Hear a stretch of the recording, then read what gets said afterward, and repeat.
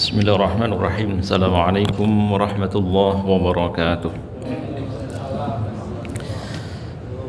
Alhamdulillahilladzi anzala as-sakinata fi qulubil mu'minin liyazdadu imanan ma'a imanihim. Asyhadu an la ilaha illallah al-malikul haqqul mubin wa asyhadu anna Muhammadan 'abduhu wa rasuluhu shadiqul wa'dil amin. Allahumma shalli wa sallim wa barik ala nabiyyina wa maulana Muhammad wa alihi. Bapak Ibu jamaah salat zuhur yang dimuliakan oleh Allah, alhamdulillah kita bersyukur kepada Allah siang hari ini sebada salat zuhur masih diizinkan oleh Allah untuk bisa mengikuti lanjutan kajian tafsir yang mengawali surat Yasin. Setelah kita menghatamkan tafsir surat Al-Kahfi, meskipun belum tasyakuran ya tapi siang hari ini kita sudah mulai mengawali tafsir surat Yasin. Ada yang sudah hafal surat Yasin? Mas Anwar sudah hafal, Mas Anwar? Tidak banyak, jumlahnya hanya 83 ayat. Tapi setidaknya kita familiar dengan surat ini. Namanya sangat singkat, Yasin. Meskipun makna dan kandungan yang terdapat di dalamnya amat sangat luar biasa. Sebagian ulama menyebut Yasin itu qalbul Quran, jantungnya Al-Quran. Kalau manusia itu nggak punya jantung ya nggak bisa hidup. Nah, Yasin itu jantungnya Al-Quran. Sebagaimana yang dikatakan oleh Imam An-Nawawi rahimahullah, termasuk juga beberapa hadis, meskipun sanad dari hadis ini dipermasalahkan, tetapi menurut sebagian besar ulama mazhab Syafi'i masih bisa dijadikan sebagai panduan. Termasuk kalau kita membaca fadail, keutamaan surat Yasin, tidak semua hadisnya dhaif, ada juga hadisnya yang hasan, ada yang baik. Pun seandainya ada hadis dhaif, kalau itu berbicara tentang keutamaan suatu amal, maka masih bisa diamalkan, masih bisa diterima. Di antaranya adalah anjuran untuk membacakan surat Yasin kepada orang yang meninggal dunia. Kenapa kok surat Yasin? Ya yang familiar surat itu. Kalau mau Al-Baqarah silahkan, cuma kepanjangan. Karena Yasin ini bagian dari Al-Quran. Tidak hanya secara keseluruhan ayat-ayat yang terkandung di dalamnya. Satu ayat saja itu sudah menunjukkan kemukjizatan Al-Quran. Karena Yasin ini diturunkan di kota Mekah atau disebut sebagai surat Makkiyah yang diawali dengan dua huruf atau satu ungkapan yang disebut huruf muqatta'ah. Yasin yang dijadikan sebagai nama dari surat ini, itu membuat siapapun saat itu, ahli bahasa, termasuk juga tukang sihir, para peramal dukun, langsung terhentak mendengar Yasin. Karena biasanya Al-Quran itu kan panjang-panjang. Nah ini hanya dua huruf, Yasin, Yasin. Kebanyakan orang bertanya-tanya, siapa Yasin? Apa itu Yasin? Siapapun saat itu takjub, terkesima ketika Rasulullah SAW menyampaikan ayat pertama dari surat Yasin ini. Nah, surat Yasin ini diawali oleh Allah Subhanahu wa taala dengan huruf muqatta'ah atau termasuk fawatihus suwar, pembuka dari surat-surat Al-Quran. Dan di dalam Al-Quran selain Yasin ada juga yang lebih pendek, Qaf misalnya, atau Shad.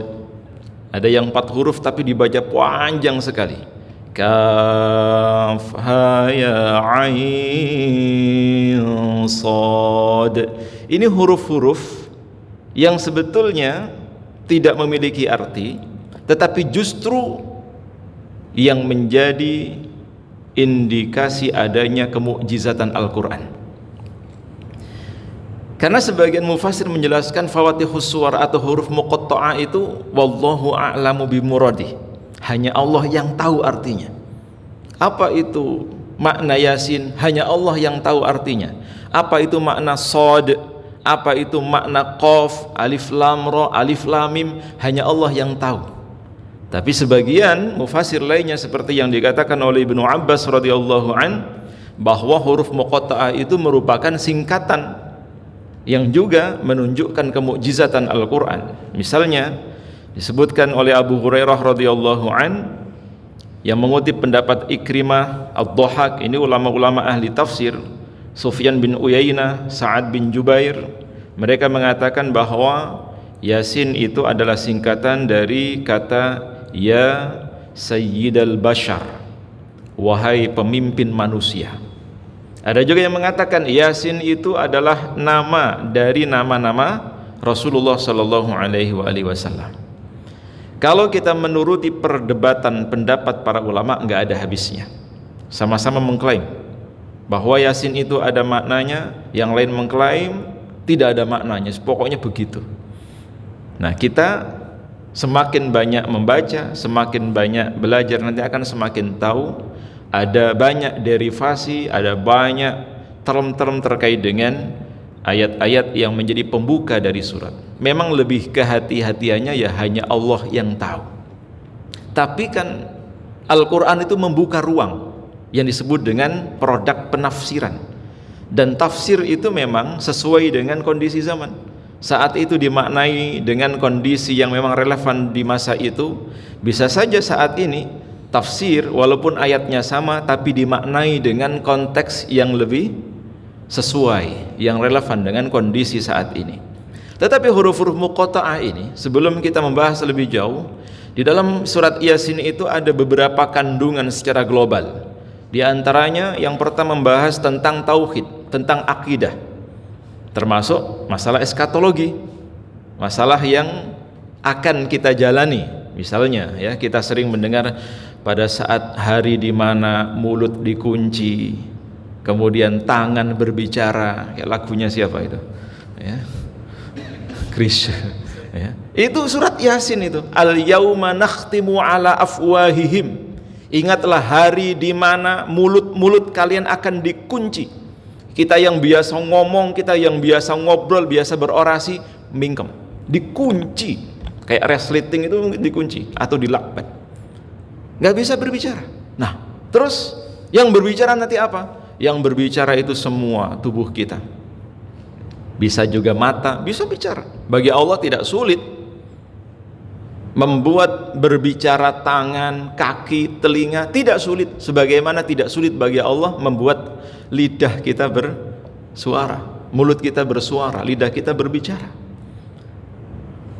Tidak bisa kita bayangkan hari di mana mulut dikunci, tangan yang bisa berbicara. Tangan ini yang ngomong, Pak. Dan kalau tangan yang ngomong tidak bisa bohong. Kalau mulut kan kadang bisa dimanipulasi, kadang bisa bohong. Tapi kalau tangan yang berbicara pasti real, pasti jujur. Kaki menjadi saksi. Ini masalah eskatologi, masalah akidah yang kita harus percaya, tidak harus membuktikan terlebih dahulu. Masalahnya nanti, belum terjadi sekarang. Kemudian kandungan yang kedua tentang kisah. Ada beberapa kisah di dalam surat Yasin sebagaimana kisah-kisah dalam surat Al-Kahfi. Termasuk diantaranya adalah kisah ada waja'a min aqsal madinati rajulun yas'a qala ya qaumi ittabi'ul mursalin. Ini kisah di mana pada saat itu ada seseorang yang ini bukan nabi, bukan rasul, tetapi sebagai perantara. Kalau sekarang mungkin muhibbin kali ya. Ya, tahu muhibbin Bapak Ibu? Pokoknya fansnya rasul, fansnya para nabi. Mereka menjadi wasilah memberitahukan kepada masyarakat, ini loh ada rasul, ada utusan Allah, ikutilah mereka, ikuti para pembawa petunjuk itu. Tetapi apa yang terjadi? Masyarakat yang saat itu kedatangan para rasul mempersekusi atau mengusir mereka, bahkan menuduh dengan berbagai macam tuduhan-tuduhan fitnah. Ini kisah, nanti akan kita bahas. Dan kisah ini akan terulang sampai hari kiamat. Tidak hanya dalam surat Yasin, tidak hanya dalam surat Al-Kahfi. Semua kisah-kisah di dalam Al-Quran itu adalah kisah yang berulang. Kisahnya sama, tapi pemerannya berbeda. Kisahnya sama. Sejarah ini akan terus-menerus berulang. Walaupun pemerannya berbeda-beda. Termasuk nanti siapa yang akan berperan sebagai penerus para rasul, Al ulama warasatul anbiya, kata Nabi, ulama itu pewaris Nabi, penerus Nabi. Ada yang jadi muhibbin ya, dan ada yang jadi provokator, ada yang mempersekusi, ada yang menolak, ada yang memfitnah, dan seterusnya. Kemudian yang ketiga, kandungan dalam surat Yasin itu tentang fikih, tentang masalah ibadah, termasuk bahkan yang luar biasa sampai saat ini masih relevan sebagai patokan konjungsi kalender yang biasa kita kenal dengan metode hisab ya. Lasyamsu yanbaghi laha an tudrikal qamara wal lailu sabiqun nahar wa kullun fi falaki yasbahun, yang bisa dijadikan sebagai standar untuk menentukan awal atau akhir Ramadan, Idul Fitri, bahkan juga penanggalan-penanggalan lainnya. Maka kita berharap mudah-mudahan yang terbiasa membaca surat Yasin nanti malam kalau pas pembahasannya Al-Kahfi kan anjurannya nanti malam baca Al-Kahfi. Nah, karena kita hari ini Kamis siang baca Yasin, mentafsirkan Yasin, nanti malam baca Yasin. Tapi jangan hanya Yasin, Al-Kahfinya juga dibaca ya, baca Al-Kahfi, baca Yasin, luar biasa. Yasin ini bagian dari Al-Quran, kalau kita baca sekaligus kita tadabburi maknanya, Masya Allah, luar biasa. Kita berharap mudah-mudahan surat ini kelak menjadi syafaat bagi kita. A'udzu billahi minasy syaithanir rajim. Bismillahirrahmanirrahim. Yasin. Yasin. Sebagaimana tadi sudah kita sebutkan, ia adalah nama di antara nama baginda Rasulullah sallallahu alaihi wasallam, yang secara tidak langsung Allah memanggil hambanya yang bernama wahai Muhammad. Wal Qur'anil Hakim, demi Al-Qur'an yang penuh dengan kebijaksanaan. Di dalam bahasa Arab, huruf wawu itu tidak selama-lamanya bermakna ataf atau kata sambung yang artinya dan.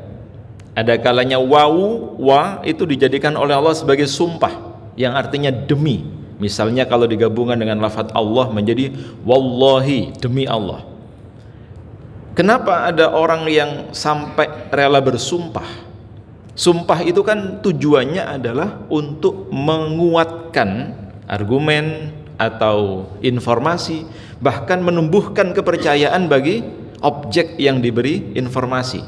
Sampai tenan loh, apalagi wallahi, demi Allah, orang semakin percaya. Tapi sebetulnya bagi Allah tidak perlu dia bersumpah. Allah itu tidak perlu bersumpah untuk meyakinkan audiens atau meyakinkan kita sebagai hamba-hambanya. Kenapa? Karena Allah itu kalau berfirman pasti benar. Hanya saja konteks ayat ini karena diturunkan di kota Mekah, masyarakat saat itu tidak mudah percaya. Banyak yang ingkar, termasuk ingkar kepada Nabi, ingkar kepada Al-Quran, bahkan ingkar kepada Allah Subhanahu wa ta'ala. Maka Allah bersumpah untuk menguatkan mereka. Wal Qur'ani, demi Al-Quran. Al-Quran dijadikan oleh Allah sebagai sumpah. Bahkan disifatkan di antara sifat Al-Quran itu hakim, pembawa kedamaian, kebijaksanaan, penuh dengan keadilan. Sehingga tidak mungkin kita kalau mengkaji Al-Quran, mengikuti Al-Quran, kemudian kita akan menjadi orang yang tidak benar, tidak mungkin. Justru orang yang tidak benar karena mengikuti Al-Quran jadi benar. Orang yang tidak lurus karena mengikuti Al-Quran dia jadi lurus. Orang yang mengalami permasalahan hidup, susah, sulit kehidupan yang dia jalani, dia ikuti Al-Quran, pasti akan menemukan banyak kemudahan-kemudahan. Al-Quran itu sumber ilmu pengetahuan, sekaligus membawa hidayah, petunjuk yang penuh dengan kebijaksanaan. Isinya adalah pesan damai. Al-Quran itu isinya pesan yang menenteramkan. Sehingga kalau misalnya ada orang kok gelisah, resah, stres, itu bukan kurang piknik, tapi kurang baca Quran. Kalau dia banyak baca Quran, sering ngaji, damai, hidup ini tenang, hidup ini pasti akan menyenangkan. Nah, setelah Allah bersumpah, untuk apa? Tujuan dari sumpah itu ini. Poinnya pada ayat yang ketiga. Innaka, sesungguhnya engkau wahai Muhammad.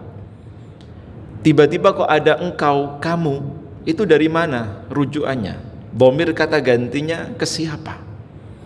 Maka dari ayat ini sebagian mufasir menjelaskan innaka ka itu artinya adalah Yasin tadi. Allah sedang berbicara bukan kepada orang lain, bukan dengan siapapun, tapi dengan Rasulullah Muhammad sallallahu alaihi wasallam. Innaka sesungguhnya engkau wahai Muhammad laminal mursalina, engkau benar-benar adalah sebagai seorang utusan. Jadi pada saat Rasulullah dibantah oleh masyarakat Arab saat itu, tidak sedikit yang menuduh Nabi gila, tidak sedikit yang menuduh Nabi itu tukang sihir dan seterusnya. Allah yang membela Rasulullah sallallahu alaihi wasallam dengan mengatakan, menegaskan, engkau wahai Muhammad benar-benar seorang nabi. Karena pada saat itu Rasulullah juga ragu. Ya, Rasulullah itu ragu dengan dirinya sendiri. Apa iya? Apa benar? Maka Allah sendiri yang menegaskan kepada Nabi Muhammad sallallahu alaihi wasallam bahwa engkau adalah benar-benar nabi. Analoginya begini, kita misalnya sebagai pegawai, sebagai bawahan, kemudian mengalami krisis kepercayaan, terutama terhadap siapapun atau oleh rekan kerja misalnya. Kayaknya gue sobo gitu. Nah, kemudian tiba-tiba kita mendapatkan legitimasi, mendapatkan penghargaan dari atasan kita, atau legalitas atau legasi atau mungkin sertifikat kalau sekarang ya, bahwa meyakinkan bahwa kita itu adalah benar-benar utusan. Kalau gampangnya sekarang mungkin ijazah ya, yang asli gitu. Ijazah kita dapat itu. Misalnya kan banyak orang meragukan apa benar lulusan misalnya gitu. Terus dari Allah langsung, ini bukan hanya dari manusia. Ketika pada saat sebagian orang meragukan kredibilitas kita, meragukan kemampuan kita, lalu dari pihak yang paling dipercaya, pusat itu, memberikan legitimasi bahwa kita adalah benar-benar seperti yang diyakini sebelumnya. Nah, setelah ayat ini turun, Rasulullah percaya diri, beliau semakin mantap, semakin yakin bahwa beliau adalah benar-benar sebagai utusan yang sebelumnya sempat diragukan oleh masyarakat Arab pada saat itu. Nah, jadi Rasulullah Shallallahu Alaihi Wasallam itu tidak hanya sebagai nabi yang membawa petunjuk untuk diri dan keluarganya, tapi beliau adalah mursalin, orang yang diutus atau orang yang membawa risalah, orang yang membawa petunjuk, orang yang mengantarkan kepada Allah Subhanahu wa taala melalui risalah-risalahnya. Maka ayat ini rangkaian dari pertama, kedua dan ketiga itu sudah cukup menggambarkan isi secara keseluruhan dari surat Yasin yang menegaskan kebenaran Al-Qur'an sebagai hidayah dan Rasulullah sallallahu alaihi wasallam sebagai utusan. Antara Rasul dengan Al-Qur'an atau kitab itu tidak bisa dipisahkan. Turunnya dan diutusnya berbarengan. Turunnya Al-Qur'an itu bersamaan dengan deklarasikannya Rasulullah sallallahu alaihi wasallam sebagai utusan. Maka kalau ada yang bertanya, kapan turunnya Al-Qur'an? Ya sejak Nabi Muhammad menjadi nabi. Ketika ayat Al-Qur'an diturunkan oleh Allah kepada Nabi Muhammad, maka saat itulah Nabi Muhammad sebagai nabi, sebagai rasul, sebagai utusan Allah Subhanahu wa taala. Dan setiap masa itu pasti ada utusannya. Sehingga tujuan dan tugas utama para rasul itu adalah memberikan hidayah, memberikan petunjuk kepada umat manusia agar mereka senantiasa berada di jalan keselamatan, jalan yang diridhoi oleh Allah Subhanahu wa taala. Mudah-mudahan Allah panjangkan umur kita untuk bisa menyelesaikan tafsir surat Yasin ini sedikit demi sedikit, ayat demi ayat. Yang paling penting adalah kita sendiri ada kemauan dan keinginan kuat untuk membaca, menghafal dan mengamalkannya. Kalau seandainya setiap pekan begini kita kaji 3 ayat dan sangat mudah bagi kita untuk menghafalkannya, bisa jadi nanti saat khatam tidak hanya selesai tafsirnya, tapi kita juga selesai hafalan surat Yasinnya. Mudah-mudahan Allah berikan ridhanya kepada kita, serta kemudahan di dalam memahami dan juga mengamalkan kandungan ayat-ayat yang ada di dalamnya. Amin ya rabbal alamin. Insyaallah kita lanjutkan pada pertemuan akan berikutnya. Kita akhiri dengan doa kafaratul majlis. Subhanakallahumma wa bihamdika asyhadu an la ilaha illa anta astaghfiruka wa atubu ilaik. Billahi taufiq wal hidayah. Assalamualaikum warahmatullahi wabarakatuh.